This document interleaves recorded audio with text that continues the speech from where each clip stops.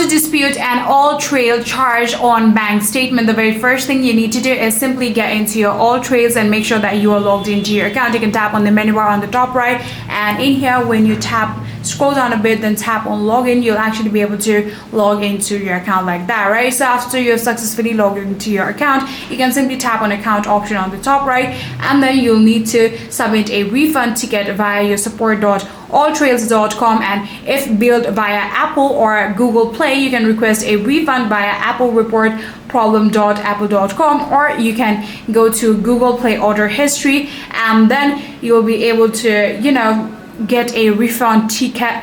Then if that still did not work, then try to dispute it with your bank if it's still unauthorized. So yeah, that's all you need to do. If you follow any of those things, I'm pretty sure that you'll actually be able to dispute an AllTrails charge on bank statement.